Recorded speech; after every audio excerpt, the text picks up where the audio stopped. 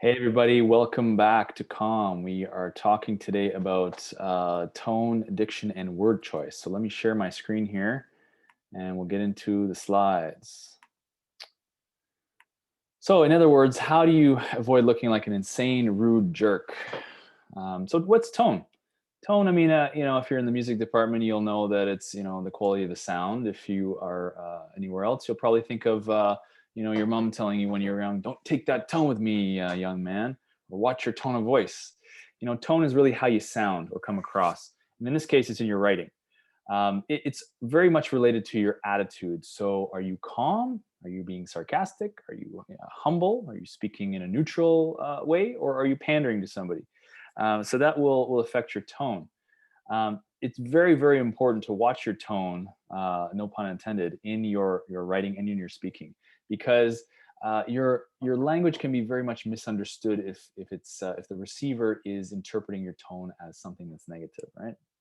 So, for example, here's a real student exchange. This is a colleague of mine shared this with me. So it was back a couple years now. The student writes, this Fanshawe student writes to him, my quizzes won't let me write them. It says they're from 2013 and I don't know how to open them, or they just won't.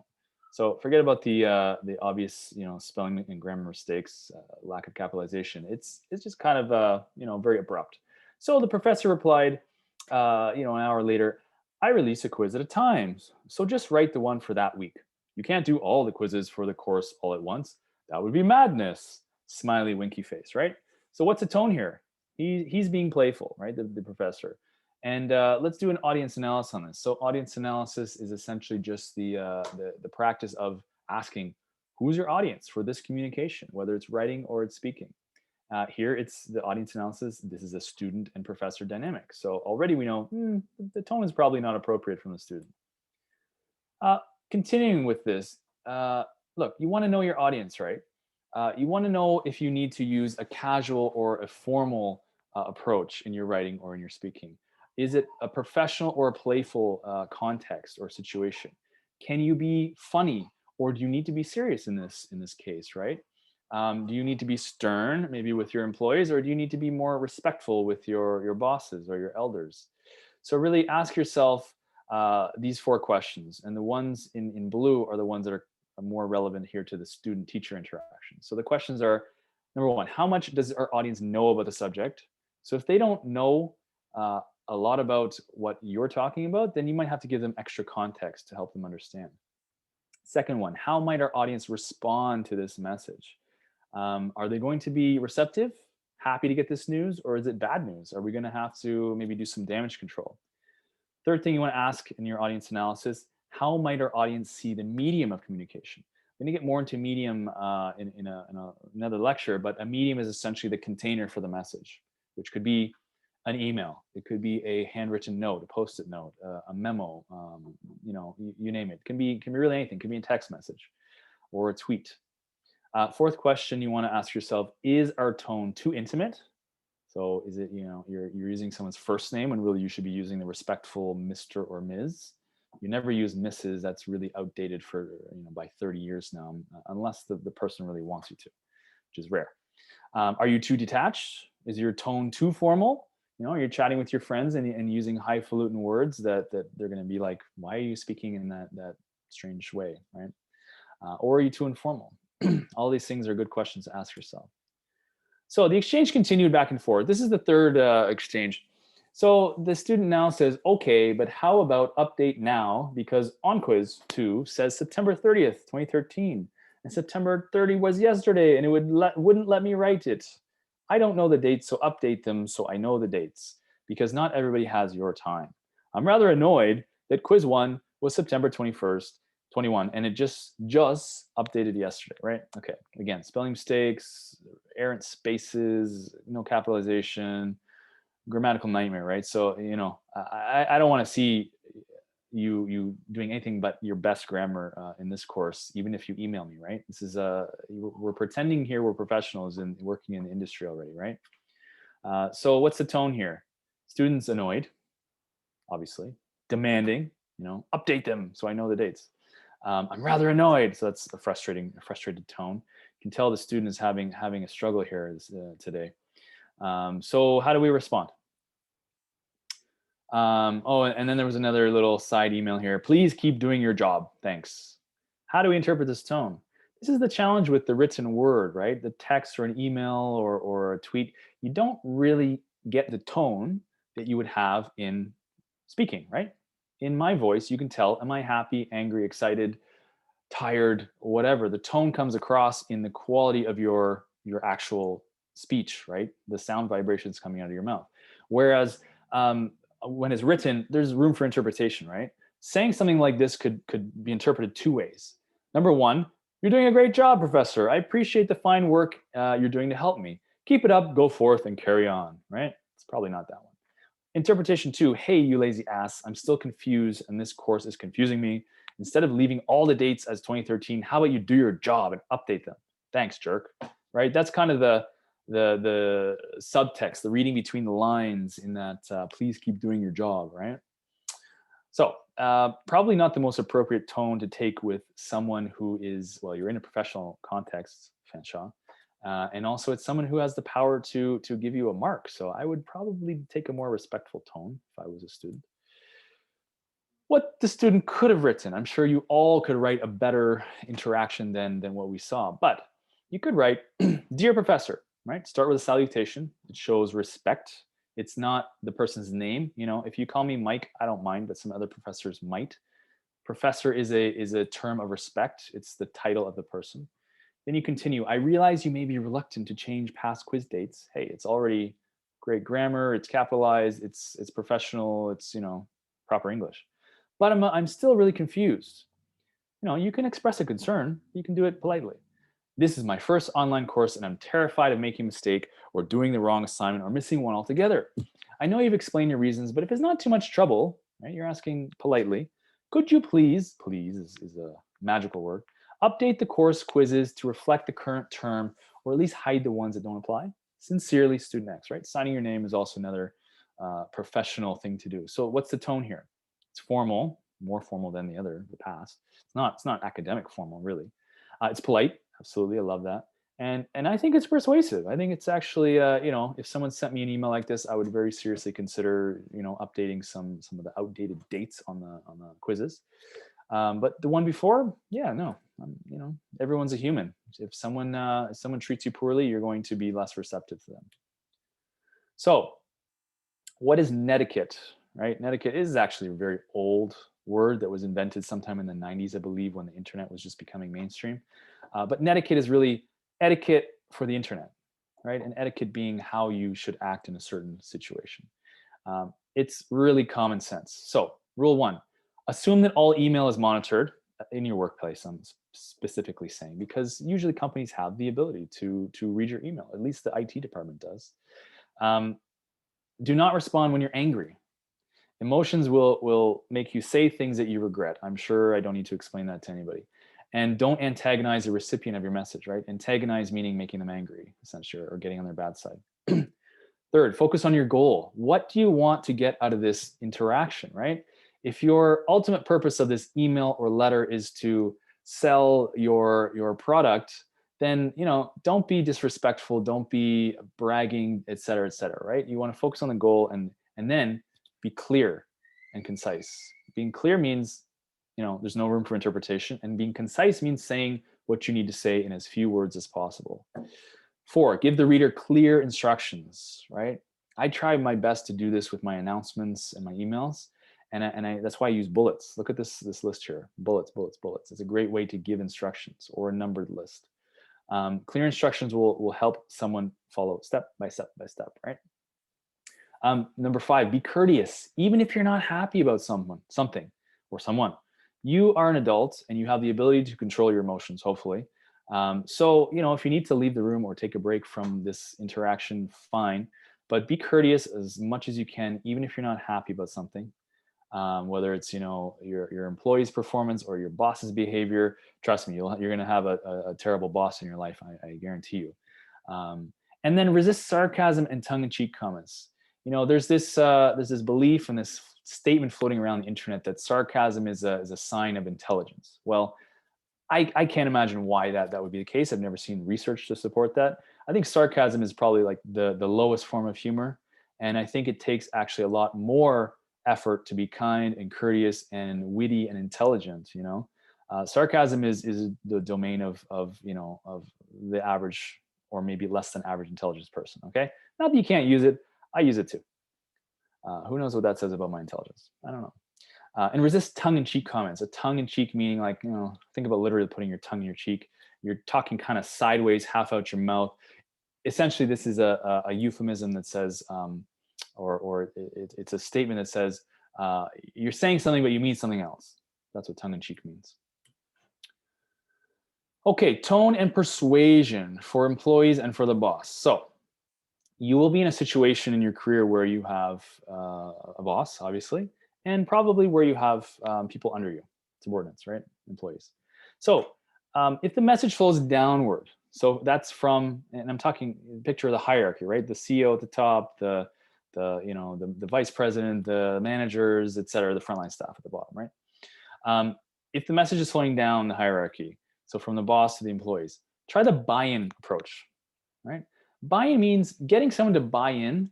It's just another English phrase that means getting them to come on board with your idea, getting them to support your cause, your vision, etc. Right? And that's the opposite of that is the raw power approach. Raw power meaning do this or I'll fire you. Do this or you don't get a promotion. Do this or I'll mess up your reputation. That's very poor management. If you ever experienced that in your life, that's really terrible. So try buying instead of raw power. Authority only goes so far in any organization. You use influence is a better approach. Warm words and a conversational tone will get you extremely far with people. Threats and punishment and consequences. The research says you can get things done in the short term with that, but in the long term, you really turn people against you. So don't do it. Now, for messages flowing upwards or from the employee to the boss, here's what you might want to do. Provide evidence, facts, figures, and reasons. Why should the boss do this? Why should we do this marketing campaign? Why should we work with this client? Why should we go with this record label? Give us reasons because the boss needs that to make a decision. They're not just going to take your word for it. Also show the benefits. Hey, if you can save money, there's a big benefit to a company. Or you improve employee morale, or they get an extra day off work. I don't know, something that benefits the company. That's always what you want to highlight. Now, also in any endeavor you're recommending, let's say you're telling the boss, hey, you know what, we have a way we can go paperless, get off paper and just do everything electronically. I'm not sure why all companies haven't done this already. Very strange. So acknowledge the risks. Say, you know what, I know we have some older employees, they've been doing paper for years, but I think there's a way we can mitigate that risk by training them. It's a 1-hour program. I'll do it myself. It shows that you've thought about all the potential challenges and the objections, and it helps the boss say, okay, yeah, this person's really given thought to it. And then use words like suggest and recommend, because those are softer words that don't force anybody, right? Nobody wants to be forced to do something. I hope this is kind of common sense so far. Next, diction and word choice. So I think I mentioned this last video, but having a bigger vocabulary will help you choose the right words for the right situation. You'd be amazed how often someone will use a word that kind of fits, but it's not accurate, or they use a fancy word that really doesn't mean what they think it means, and that's fine. You should be pushing your language and making mistakes. Perfect. But when you improve your vocabulary, you're not only going to seem more intelligent, but you're going to be able to communicate better, right? The English language, we're lucky. I think we have the most words in our dictionary out of any other language, which is wonderful and also terrible because we can lie better. But anyway, when our vocabulary is small, we hunt for words and we make ourselves look like we're not as competent as we maybe actually are, right? And like sometimes your mind works very well, but you don't have the words to describe what you're trying to say. I have friends like this. And then other times we might use inappropriate words, which makes us seem, silly. So to combat this, there's nothing really fancy about this. Get a dictionary, get a thesaurus, and read books, right?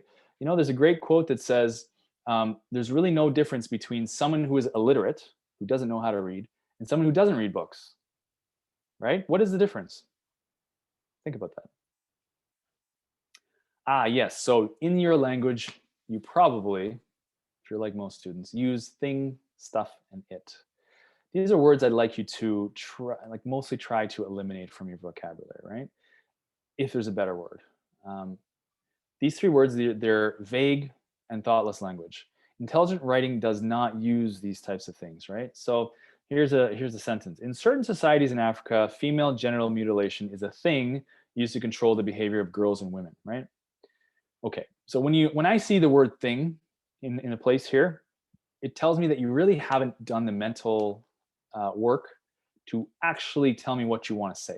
It's a thing, right? A thing can be like literally 90% of the things we are that are in the world, including some concepts. So instead of thing, which is very vague, extremely vague, maybe something like barbaric practice. Hey, that would work great here, right? There are many alternatives to the word thing. Aspect, solution, benefit, element, trend, situation. There's a whole list here. Use the one that makes sense. Don't use the one that doesn't fit.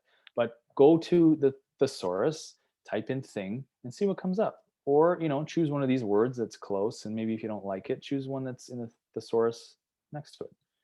And then go to the dictionary and make sure it actually means what you want it to mean. So again, about the English language, we have wonderful a range of words for the things we want to say, right? Thing. Cold. What do you mean here, right? There are 20 words here that basically mean cold. But cold is, again, very broad, just like thing or stuff. Did you mean chilly? Wintry? Arctic? Or, there's also cold. There's a meaning of cold, which is heatless. There's a meaning that it's emotionally cold. Unapproachable would be a type of cold. Indifferent would be a type of cold. Callous is even more cold. So pick the right word here. They all mean slightly different things, but they're better than cold generally to describe what you're trying to say. On the importance of choosing the right word, look at these two different news articles, right? Associated Press and the I think it's the Associated Foreign Press. I think that's what that stands for. Number one. Hang on, let me move my head out of the way on Zoom here. A young man walks through chest-deep floodwater after looting a grocery store in New Orleans. Right? Remember that flood? Terrible Hurricane Katrina. By the way, look, what color is he? Unfortunate, right? That they're using looting. Here we got some white people, but they didn't loot the grocery store. They found bread and soda, right? So there's obvious, racial things happening here, but it just goes to illustrate that changing your use of wording here completely changes the meaning of a story, right? At the top, it's a crime. The bottom, it's a story of hope and survival, right? Looting versus finding bread. So think about the importance of words. Levels of language in audience analysis. All right, so I just want to repeat. A good communicator knows when to choose the right tone and the right word in any situation, not just professional, but we're in a professional setting here, so we'll use professional. Always consider your audience as you're choosing the best language to use, the level of language rather. What are levels of language? Okay, basically for the purposes of this course, there are three. You're only going to use the one, which is the standard. So there's informal and colloquial, there's the standard English, and there's formal English. Let's go into each of these. So informal and colloquial basically means the same thing. It's casual. It's the everyday slang that you're using. It's expressions, idioms, which are phrases that are specific to a geographic area, like let's cold as ice. Contractions, can't, won't, wasn't, all that stuff. That's informal language. It's not found in the dictionary. You're going to find informal language in personal correspondence. Your emails, some fiction, especially dialogue. Newspapers will use it. Excuse me, talking too much. A lot of advertising will use this, right? They want to be seen as the everyday man's product. But the problem with slang and informal languages is that it changes based on the year, based on cultures, based on geographic areas, age groups, right? Your parents are not using the same slang as you, and your people your age are not in across the world are not using the same slang as you anyway. So if it's not universal, we shouldn't use it. That's where you get confusion. So look at some of the slang from over the years. Bee's knees, 1920s, I think. Savage, I don't know, 50s. Gnarly, that was a big one in the 80s when I was in elementary school. Bling bling, right? Remember the early 2000s, I think? Out to lunch, still used by old people, I think. Cowabunga, right? Ninja Turtles. Broke, it's actually, to signify that you're poor, to say broke, that's not actually the right word, it's slang. Cheap or pop. Let's look at that one. Why we avoid informal language. So look at this map of the US and think about a Coke, drinking a Coke, right? Or a Pepsi, whatever your preference. What do people call it? Well, if you're in the Northwest or the Midwest here, not in the South, you're going to call it pop, right? In Canada, I think it's mostly pop, at least in Ontario anyway. So the green is pop, right? That's, people call that pop. But in California and on the New England side here, you're going to call it soda. And there's a weird pocket here. I don't know even where that is. I couldn't even guess. Soda, right? And then I guess in the South, they're just calling it a Coke, right? I didn't know that. And then Alaska does its own thing. But it just goes to show you that, we use words differently depending on where we are, right? And of course, most of us have heard pop, soda, Coke. We know the difference. But I know when I was a kid traveling through the States, went to Disney World, I think, and my parents asked for a pop, and they were like, "What are you talking about?" They didn't know what that was. Anyway, so that's why we avoid informal language. So what do we use instead? Standard English. Standard English is the language of educated people. But it's not specialized. It's not like doctors, lawyers, people in academia and college professors. You're going to use words like poor to talk about your financial situation, not broke. Broke was informal. Standard English is found in most of what we read. So a lot of newspapers and magazines, you're gonna find it in novels and almost every business workplace is not using slang and or jargon, which we'll get to. And then tone, can vary within the Standard English. Depends on your situation and the vibe of your workplace. But basically, your English, the words you choose are always going to be in the Standard English category, right? Which is not at the bottom level, which is informal. It's not the top level, which is formal. I don't want you to use formal language, which is like, highfalutin words. Use the Standard English, which is the professional level. Here's a great example. Here's the bad example first. Not only does this service deliver almost everything cheaper, but it has a few fresh ideas that give it a ton of flexibility, speed, and security, right? So the words in red are basically the informal, right? They're proper English words, but they're used in an improper way. Here's what I mean. We'll read the good version now. Not only are this service's features less expensive, but it has many unique options that allow for much flexibility, speed, and security, right? If you say a ton is a unit of measurement. It's not actually to signify much or many. It's a informal way of presenting that. And by the way, someone from another country probably won't understand what the heck you're talking about. A ton. What do you mean a ton? Cheaper? Well, yeah. I mean, cheap can actually mean low quality. So, and that's the more accurate meaning. Less expensive is better, right? Less expensive is specific. It's the right English. And then when you say fresh, fresh, what would you think of if someone just said fresh? You think of like vegetables, right? You think of meat. You're thinking like it's come right, you just picked an orange from the tree. It's fresh. So what we really mean here is not fresh ideas. We mean, maybe new ideas, innovative ideas, or, we can say just unique options. So informal language, standard English. Next page. All right, the last level of language, and make sure you know all these three levels because it will be tested on. The language of scholarly and technical writing, that's formal. What's found in academic journals, which is usually peer reviewed by people with PhDs. Research reports, legal and medical documents, and some textbooks. Ours is pretty much standard English, which is great. Formal language is also used in public sometimes.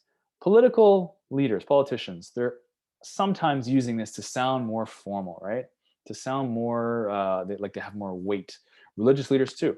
You want to sound, you're using formal language, like the Bible's full of specific esoteric terminology, other texts I'm sure as well. But that's formal language, right?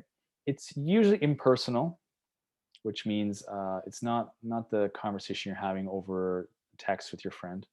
It's often serious. There's no room for laughter in academic papers usually, and it's often instructional. It's teaching you something, right, or giving you a lesson. It's dignified, or it's trying to be. It's usually precise, very precise, which is one of the benefits of formal language, is why lawyers use this. And it's highly objective, meaning there's no room for your opinion in it, right? So, for example, broke versus poor versus impoverished. Broke is the informal, that's almost slang. Poor is the proper standard English, and impoverished is it's a more specific but it's formal word that signifies you're poor, right? Let's look over at YouTube to see an example of formal language and standard language. Now, he uses the terminology slightly different, but you get the point here. So hopefully you can see and hear this. If not, well, the link is in the PowerPoint. So here we go. Hello everyone, thank you for tuning in to Lang Focus TV. I am your host Paul, and today we are going to talk about the difference between informal and formal language and which one you should focus on learning when you're learning a new language. We have two special guests with us today. They both happen to be cousins of mine. One is my cousin Fred, and the other is my cousin Ivan. So welcome to both of you. Yo, what's up? Okay, so let's start off by talking about some of the differences between formal language and informal language, and later on we'll get into which one you should focus on learning when you learn a new language. So, Formal Frank, I'd like to start with you. Would you tell us a little bit about formal language and how it differs from informal language? You're really talking about formal speech usually mirrors the written language. So when people are speaking formally, they are speaking with the written language in mind. They might be seeing the sentences inside their head as they are saying them. They are keeping grammar in mind, they're conscious of grammar, and they're constructing their sentences carefully to follow the rules of grammar that they learned in school. And they might be using some vocabulary that they see written in books, but they don't usually use in casual conversation. And maybe the most important thing, the most important difference is that they are enunciating all of the words very clearly. What does enunciating mean? Basically, that's how clearly you're actually speaking the words out of your mouth, right? You're enunciating. You're not enunciating, right? And that's the opposite of enunciating. So if you're speaking clearly, you're enunciating. Okay, so what have you noticed? He's using proper English, standard English, no jargon, no contractions, I don't think. And it's dictionary words, right? And using proper grammar. Let's keep going. So the people who find the formal language quite easy to learn are people who are visual learners and people who are kind of analytical. So that gets them thinking about the different pieces of the sentence and how to put them together. Those kinds of people learn the formal language quite easily. And they typically tend to be quite introverted. So I'm this type of person, I'm this type of learner. So let's hear from informal Ivan. Can you tell us a little bit about informal language and how that's different from the formal language that Frank described? And the people who learn the formal language really easily, those are like these fucking geeks. Like when people are speaking formally, they're really conscious of their grammar, like they think they're grammar gurus or something like that. So when people are speaking informally, they don't really care if they're speaking perfectly, they just want to get their point across. So they speak naturally, they just say things in whatever way is easiest to say, just so that their friend or whoever can understand them, right? And they don't really worry about saying every word really clearly. That's why when I speak informally like this, I use a lot of contractions. I say things like can't instead of cannot, which those formal speakers might say. There's a lot of reductions too when we're speaking informal. So you get it, right? There's a difference between what they're calling informal and what we're calling informal, and they're calling formal, we're calling standard English. So keep that in mind when you're writing. We want to use the standard English, which is no contractions. It's proper grammar, sentences, paragraphs, all that good stuff. So we'll get more into that, but now you have a better sense of what that actually looks like. Back over to PowerPoint here. So what's jargon? You probably have an idea what this is. This is just really wordy communication, okay? Formal language is terrible for this. So it uses, especially academic, professional people and certain lawyers, doctors, they're using jargon. It's verbose, which means is, very wordy. It's indirect. It's not very, to the point. And usually it's technical. So lawyers might be using words that only lawyers use. Doctors will be using, medical phrases or Latin even. And it's usually concerned, well, I shouldn't say usually, it's often concerned with inflating the writer's own sense of importance, making others feel dumb, right? Unfortunately, people that sometimes people that get a degree, they think they're everything, and they're going to say, "Oh, well, I know more than you. I'm going to show you by my language." That's not a helpful thing, but it does happen. So, what I'm asking you to do is avoid the super formal language and jargon, especially. Jargon is like specialized terms, things that are only used in your profession.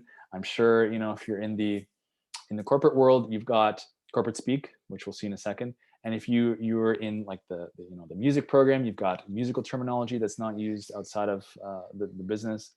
So we want to avoid this stuff if we're writing for a standard English audience. Inside your company, no problem. Everyone will know the terms. But okay, let's look at corporate jargon. Synergy. All right, that's probably the poster child for terrible jargon. That's ridiculous. Ping me. Yeah, that means just like send me a text or an email or something. Pivot, right? Change direction. What else? Um, so an example, uh, the feline's mastication of its consumables was most audible, right? Very formal. What does that mean? It just means the cat chewed its food loudly, right? That the clear sentence there is the standard English. So write in that way. Write to inform, not to impress. Maybe your high school English teacher taught you to strive for big words, complicated, flowery sentences. No, in the real world, you don't do that. You don't do that. It's not good teaching, unfortunately, that you got in high school there, or hopefully maybe you didn't get that teaching, but I did, and I had to unlearn a lot of the BS, especially in university. They're terrible for that. Okay, let's do YouTube again. How many jargon words can you write down? It's a short video. I won't watch the whole thing, but get a piece of paper or something to write with, and write down all the jargon words you can find. Okay, this is specific to the corporate world. So here we go. And again, hope the sound works. Should. Welcome, take a seat. Thank you for coming in. Now let me give you a brief rundown of the position on offer. In a nutshell, the primary purpose of the role is to execute the Institute's external and internal communication plans. Now this involves the implementation and maintenance of a broad range of communication methodologies in order to engage staff with the Institute's vision and strategic plan and connect with clients at various touch points. So you'd be working collaboratively across marketing and communications and people and culture functions to synergize a robust and dynamic system of communications across multiple channels to add value and assist in. You get the point, huh? Yeah, it's funny. I mean, you can understand all of that if you really pick it apart, but it's not the way normal human beings speak. Unfortunately, it is the way some mid-level to executive people speak in corporations and in a government where I worked. It's horrible. It's not clear communication. This is, if you use a certain jargon word, it can mean a bunch of different things. And if you talk to someone outside of the organization, they're going to be lost. They're not going to know what you're talking about. So avoid jargon, basically. Next, euphemisms, right? This is a subcategory of jargon. It's essentially calling something by another name. Sometimes we do this, in a good way, in a positive way. So we use the term pass away instead of die, right? Oh, your grandmother passed away, right? It's softer, it's nicer, it's kinder, rather than saying, oh, hey, your grandma died, right? No. So we use restroom instead of toilet or crapper. We want to be polite about it, right? It just helps society function more smoothly. So we use euphemisms. Those are called euphemisms. Other times they're used in nefarious or negative ways. Sometimes to hide the truth. So you might be too young to remember the second Iraq War, but at the time they were using torture, right? And instead of course, the White House saying torture, which has extremely negative connotations, they use this new phrase they came up with, enhanced interrogation techniques. Most people knew it was torture, but it just sounds better for the public, right? We're not talking about torture, which Americans would never be behind. It's enhanced interrogation techniques, right? Smart weapons. That's probably another euphemism. So this is the last slide here. Let's recap on the levels of language. So excrement, detritus. This is a jargony, very formal way to say what we all know as poop, right? Feces, stool, dung. This is the proper English words for that thing, right? Poop is the informal. It's not in the dictionary. Well, it might be, but it's still informal. You shouldn't use the informal language in this course. And then the slang is crap. Number two, that's just colloquial. Number two is a colloquialism, as they say. And then shit is the non-standard, or the using profanity. So I prefer you use the feces, stool, dung level. Okay, standard English, and try to keep that in mind in your assignments, and also when you're emailing me or when you're speaking on the discussion posts. Okay, thanks, and we'll continue this in another lecture. Have a good one.